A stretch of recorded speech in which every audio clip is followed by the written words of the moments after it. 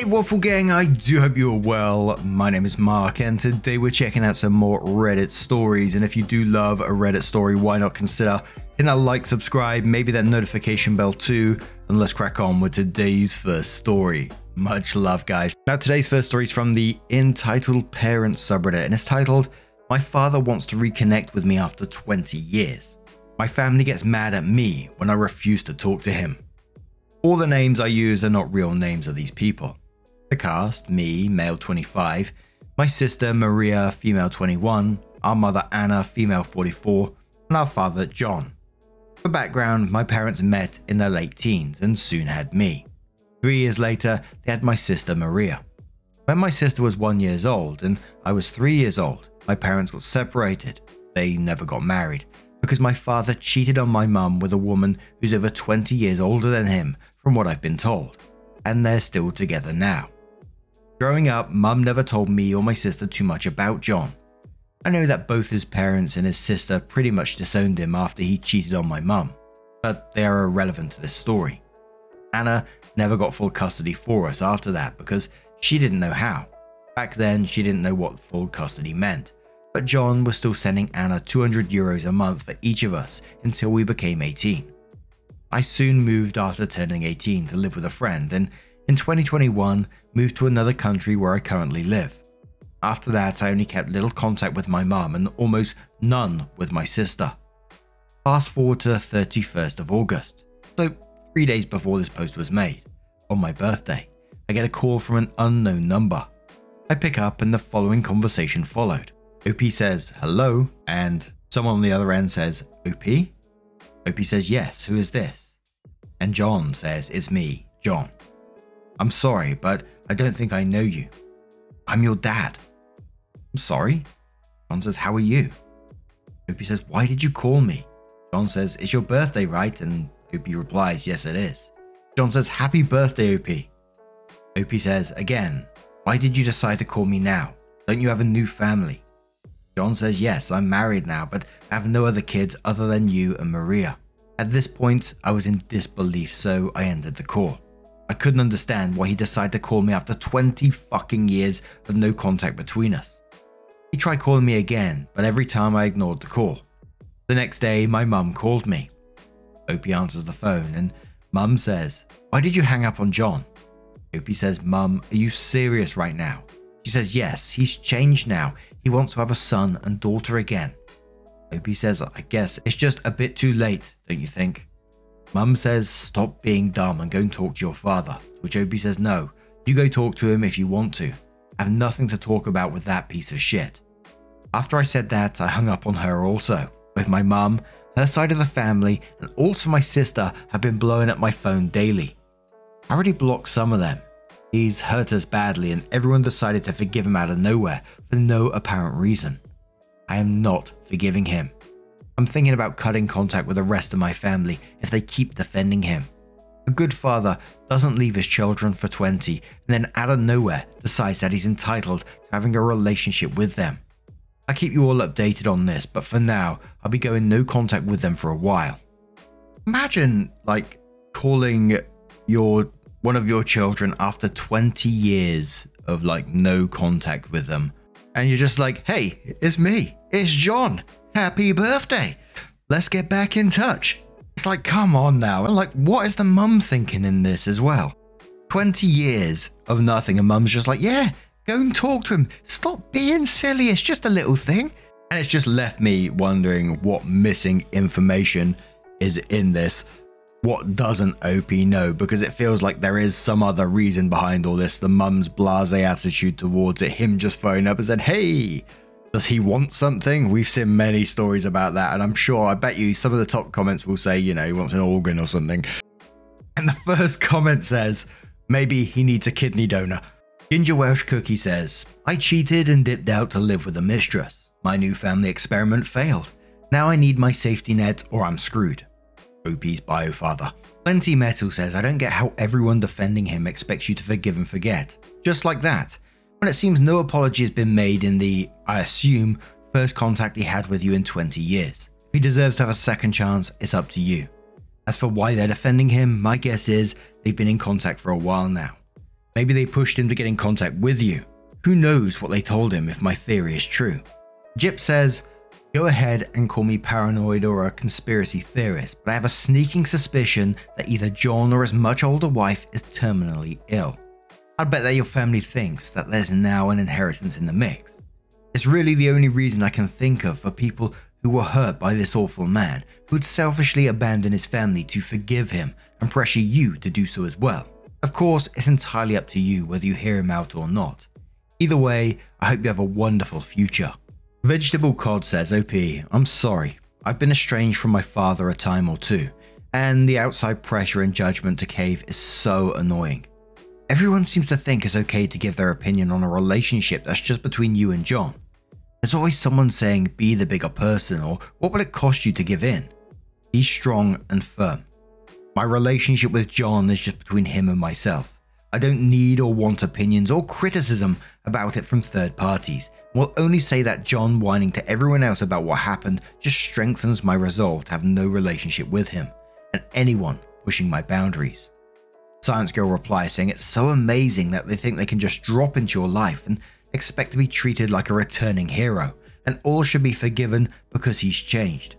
My dad disowned us for years until my brother's wedding. After that, he thought we should be closer but on his terms. He could come and go as he pleased, but we were the bad guys for not taking responsibility to keep in touch. We never got in the habit of thinking we had a dad to consider, especially since he moved to Montana and we're in California. He would tell us his plan to visit and we were supposed to accommodate him. It was a weird relationship due to his behavior. Damn, a little story just popped into my head from when I was younger as well. I'll tell you at the end, I'll waffle at the end, alright? But OP came in to update their post and says, to summarize it all up, my family disowned me. I personally couldn't be happier now that I don't have to put up with their bullshit. 4 days ago, on the 3rd of September, I arranged a Zoom call with my mother and John. I was really nervous because I didn't know what to expect. I wanted an explanation. My current girlfriend decided that she wanted to be next to me during the call. She's been fully supportive of my decision to not forgive the piece of shit of a father that John is. The call happened on the 5th of September, 2 days ago. I started the call, text my mum to join the call and tell John to also enter. She quickly texted me back and in about 5 minutes she entered the call. Next to her was sitting my sister. The first thing my mother said left me speechless. She asked me, who's that, a racist slur about OP's girlfriend, next to you? For context, my girlfriend is half Chinese and half Romanian. Also, my mother alongside of her side of the family are extremely racist. Then John entered. There he was, almost like looking in a mirror. Same facial features, hair color, nose, everything. He said hi. I told him to tell me about what happened. He didn't waste any time telling me a made-up story about how my mother didn't give him any attention after my sister was born and that he was extremely depressed. I knew that John was a piece of shit, but cheating on his girlfriend and putting the blame on her because she took all her time caring for their newborn and their toddler is the most pathetic excuse I've heard in my life. I told him to cut the bullshit, and then my mother had the audacity to defend this pathetic excuse of a father. My sister sat there quiet. I decided that it wasn't worth trying to get anything out of them, so I ended the call early. I just sat there and cried while my girlfriend was comforting me, telling me that I did nothing wrong. Neither my mother or anyone else tried to call me, but that night my mother sent me a long text message that I copy and paste here, translated into English. OP, I want you to know that I don't want anything more to do with you. You've hurt us a lot and decided enough was enough. I have no longer a son. I told every one of our relatives about how rude you were to us and we all agreed to cut contact with you since you clearly don't need us anymore. You alongside that racist slur again can go to hell and I will make sure to have you cut out of the will. I wish you to burn in hell alongside your cousin. Goodbye. I couldn't believe what I just read. I decided that enough was enough and blocked all my family except for some cousins, aunts and uncles. I will admit I was very sad, but now I feel like I did the right thing by cutting contact with all those toxic assholes. I still have been given no exact reason as to why John wanted to get in contact with me, but I don't need any reason now. I learned the hard way that family is not about blood. It's about the ones who'll be there for you at any time in your life and show you love when you need it the most. I will be taking a break from Reddit for now since I'm planning to focus more on work and my life. Thank you to everyone for your support on the original post. And the top comment just said, "Good for you. I wish you happiness and a boatload of love with your girlfriend. She chose you. You chose her. You're each other's family now, and that seems to be much better than what you've left behind." And absolutely, you're going to live your best life without that drama in your life.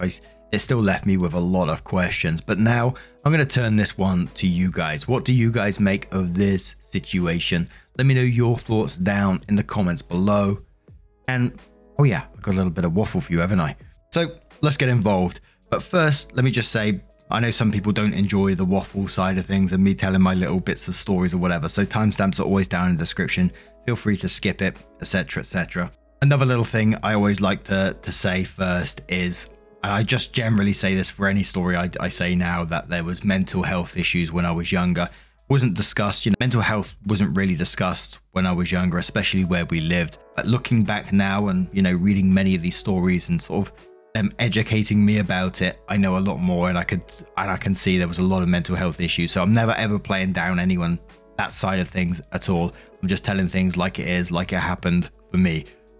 So this family I've spoken in the past, mainly about the son who took our barrel that I used to have on my skateboard and cut a hole in it, took it to the river, it turned over and he fell out in the river.